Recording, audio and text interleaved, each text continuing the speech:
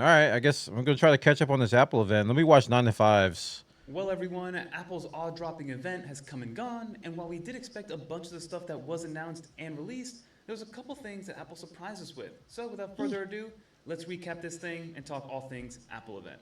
Let's get into it. But now, before we continue, if you enjoy content like this, we're going to be covering all the iPhone 17 stuff as it starts to come into the studio, so definitely get subscribed to see exactly This guy looks which 18 iPhone years is going old. to be right for you, as well as which Apple Watch. I bet he's like But now, 38. let's get into the awe-dropping event. So let's quickly He looks like 18 years old. I bet he's like 38, 39 years old. start off with the iPhones because that's what most people are here for, and that's definitely the juicy stuff that happened during this keynote. Now, this is going to be a higher level overview so you guys get an understanding of all the nooks and crannies of each of these devices. We will have individual videos for all the different product categories that were announced during this event. But the iPhone 17 lineup got a pretty decent upgrade overall, and it's a lot of quality of life stuff, and then Apple, of course, surprised us, quote unquote. Thank you. I didn't see you come in. Was coming with the new iPhone Air. But to quickly rattle off the iPhone 17, the most important thing to me is that it now starts at 256 gigs of internal storage I thought he was gonna say $256. I was about to say, wait a minute.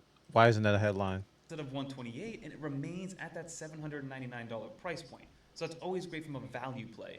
But then we're also getting a 6.3-inch display, which is 0.2 inches larger. We're getting a full Pro Motion display, so you can experience 120 hertz for the first time if you're an iPhone regular user, and that's going to be a game changer for your day-to-day.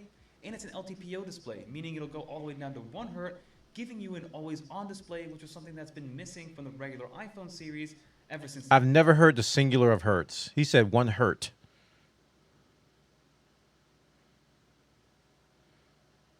Oh, the video's low? Sorry, I thought I had it. I actually thought I had it too high.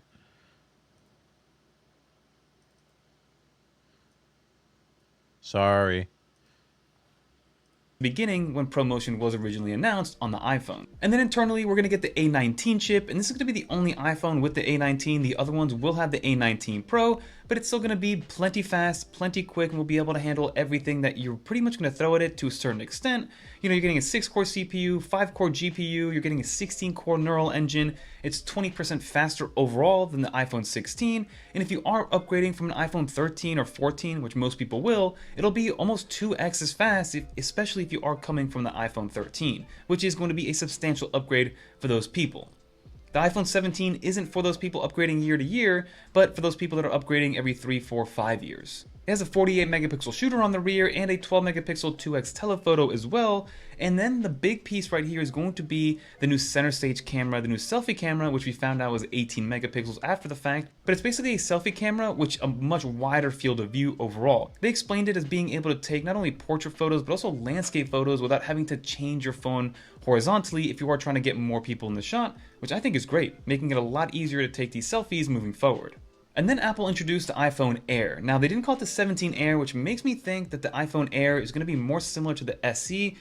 Is it weird that the Apple's own video didn't mention this phone at all? In terms of product cycling, it'll be cycled not every year, but maybe every 18 months or every 2 years, but that remains yet to be seen. But I was wowed by the marketing, right? I definitely want one of these. This thing is impossibly thin at 5.6 millimeters thin. It gives you a 6.5-inch display, and I do think it's a proving ground for a future folding phone. But you are getting a 3000 nit brightness, you're getting Pro Motion, you're getting the A19 Pro chip built in here, a little bit throttled down compared to the Pros with a 6-core CPU and a 5-core GPU, and then Apple introduced a brand new N1 chip, which is their connectivity chip. This is going to house the new Wi-Fi 7 chip, the Bluetooth 6 capabilities, as well as a Thread modem, which is all built in to the proprietary N1 chip, and then they introduced their C1X chip, which is their 5G connectivity modem to allow you to get data, of course, via cellular data. Now, as we thought, it only has that one camera sensor on the rear. It is a 48 megapixel shooter. They're calling it their Fusion camera, so it does have that 12 megapixel optical zoom to kind of crop in, but it is getting that center stage selfie camera, which is great to see. And according to them, this has all-day battery life. Of course, we're going to test that thoroughly because a phone that thin, and again, they're saying a high-density battery, so I don't know what kind of battery tech they're using, but it should give you all day according to Apple. Let's see exactly what that looks like. But they did introduce a new MagSafe battery pack, as an accessory, as well as new cases for it, and even a lanyard for those people that are into that. Now let's get into the iPhone 17 Pro and the Pro Max because, again, this phone looks fantastic. It comes in 3 colors, and the first thing that I noticed is that there isn't a black colorway. It's coming in this new silver color, in this kind of dark blue, and then this cosmic orange color, which is the one. Who are the people out there that don't have cases? Like, it's like, I to these days, I don't really care about phone colors like I used to because my phone's likely going to be in the case. So if it's like orange, purple, I mean, you can get a clear case, of course, but most of my cases aren't clear that I usually get. I think the one I have now is clear, but if I want a different color, I just get a different color case. I guess that's just me. That I'm going to be lining up for to actually get. So of course the iPhone 17 Pro lineup will have the A19 Pro, and it will be the most powerful chip and the most thermally dynamic one that they have, giving a 6-core CPU, a 6-core GPU, and 40% better performance than even last year's model, which normally is only about a 15 to 20% increase. So again, we'll definitely test this out to see how much faster, how much stronger, how much better, and how much better performance we get, but more importantly how efficient we get, because this is supposedly going to be the best battery life ever in an iPhone, with up to 39 hours of video playback time. Pair that up with their new kind of MagSafe battery case, we could have a good situation here from a battery life perspective, and the Pro Max could be the champ all over again when it comes to battery life. Did you say 39 hours of video playback? Is that a typo? So you just sit there and play 39 hours of video nonstop? That's wild. I bet it's a lot less than that. They always get the battery life stuff wrong.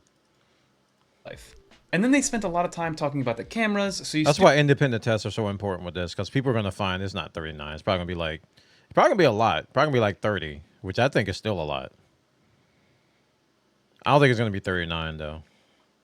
You have that center stage camera on the front, 18 megapixels, and then on the rear, you do have the new camera plateau, which is what Apple's calling it, with 3 cameras, all of them being 48 megapixels for the first time, which I think is going to be great when you are live transitioning between all 3 lenses, when you are doing some sort of video shoot, and you will be allowed to have some dual capture videos, so you can capture rear and front camera angles at the same time, and technically the way that they described it is that you have 8 different focal lengths or optical lengths on these 4 cameras, because you're able to crop in and still keep the same resolution that you want out of these cameras. So it will be a powerful camera overall, and that's something to take into consideration. And we get some new ProRes RAW capture for video. Again, this is very pro level, something that I don't even do, so do keep that into account.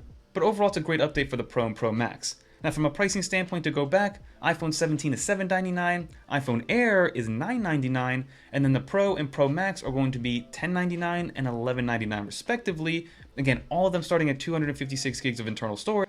I don't know why I thought the Air was going to be the most expensive one, but well, it's pretty good. And the Pro Max going all the way up to 2 terabytes out of my if you league want to spend anyway. that kind of money. And then for the iPhones, in terms of pre-order date, you can pre-order it starting this Friday, September 12th, and they'll be released on September 19th. But now let's get into the AirPods, because that's where Apple started in the beginning of this keynote.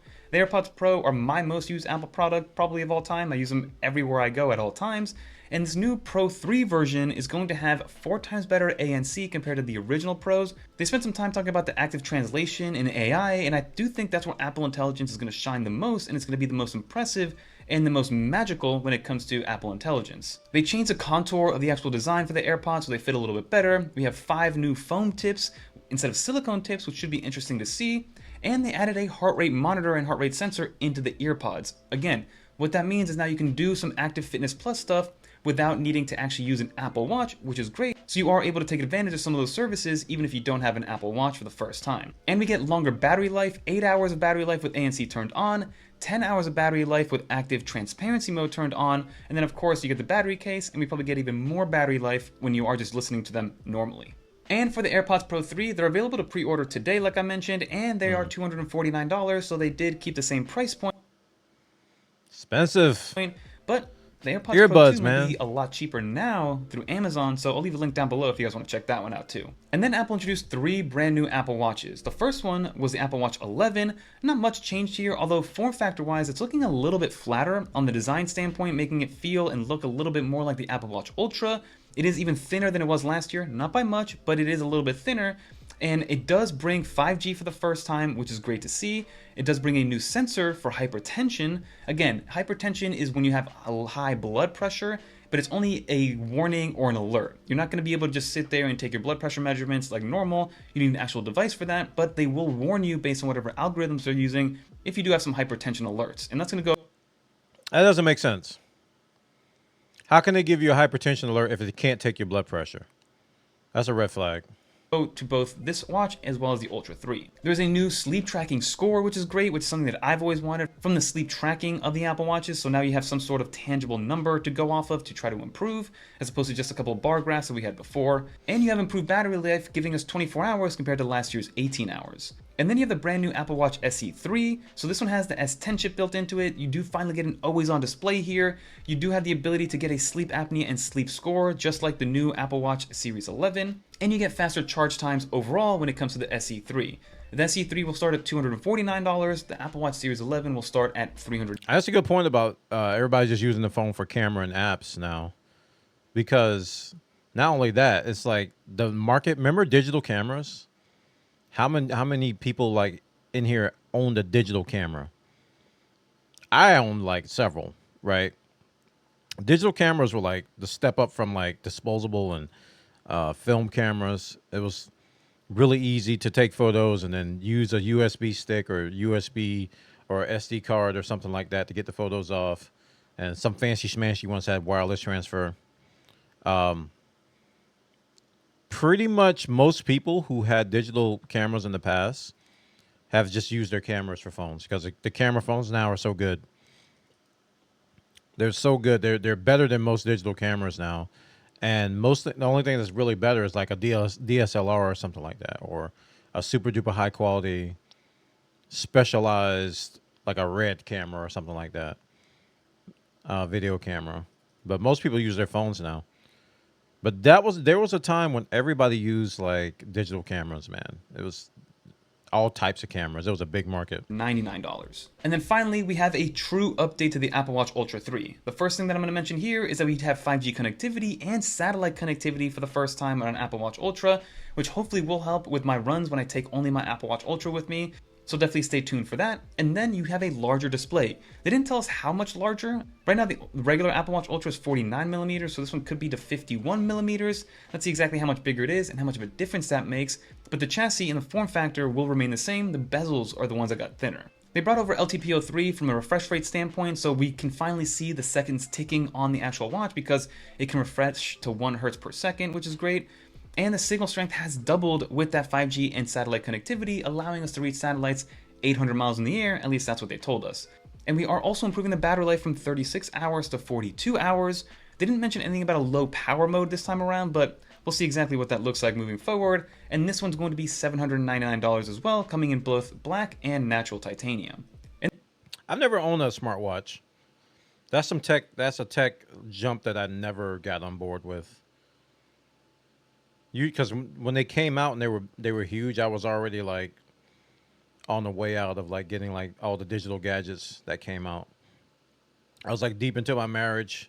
I could no longer splurge on that kind of stuff. So I never got into smartwatches. And I like watches. I've always been a watch guy. I always really liked nice watches. So I think if I were younger, I'd definitely have a smartwatch. that's everything in a nutshell that we got from the Apple event. Again, this is really good from a price point perspective. Everything remained the same, or overall we just got more value, which is great to see. So that will just about do it for this video, everybody. As you saw, there was a lot of good that came of it. A lot of our questions were answered when it came to the iPhone 17 lineup, as well as the Apple Watch lineup.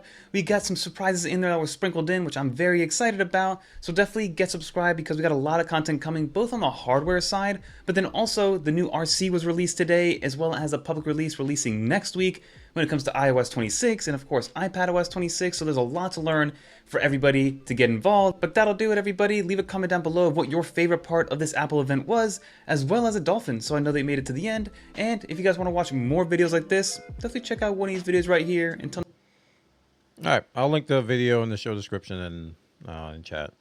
But that's 9 to 5 Mac's take on the Apple event. Overall, it seems like a substantial bump on the iPhone front. I got to look at the specs of the chip. JR Blaze linked a good article in Discord that I'm going to go through, and they talked about some of the technological leaps with the chip. But I think the biggest highlights are like the iPhone Air, obviously, like the size and form factor, and some of the bells and whistles that are taking advantage of the new chip. I'm happy on my iPhone. I don't plan to get another iPhone, mainly because of where Apple's going with Apple Intelligence. I don't want that on my phone, so my current phone doesn't support Apple Intelligence, and I intend to keep it that way. So I still don't know what I'm gonna do for a future phone, but I'll let future Born worry about that because my phone's fine now, and until it's not fine, then I'll consider. I won't even consider upgrading.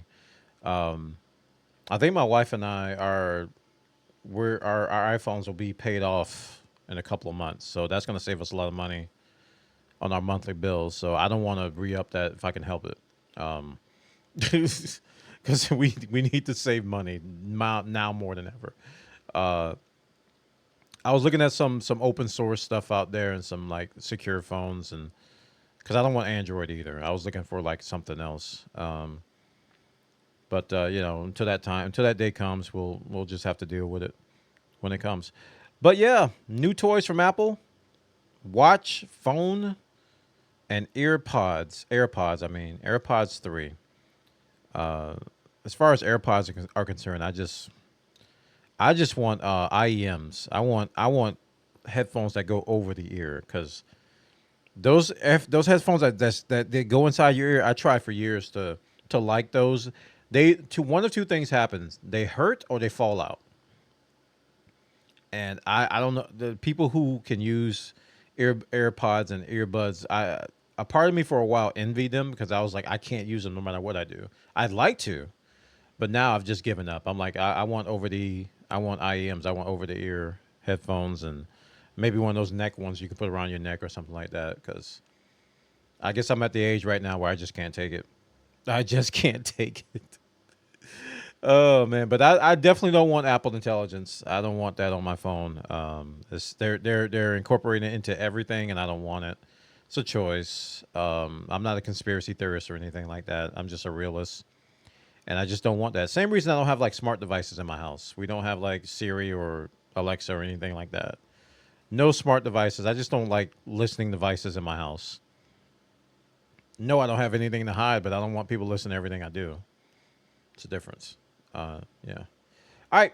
I'll put a link in the show description and check it out. Apple event is over. Pretty sure the haters are out in force, and I'm pretty sure the fanboys are out in force fighting on the internet somewhere. I haven't seen anything yet, but check it out over there.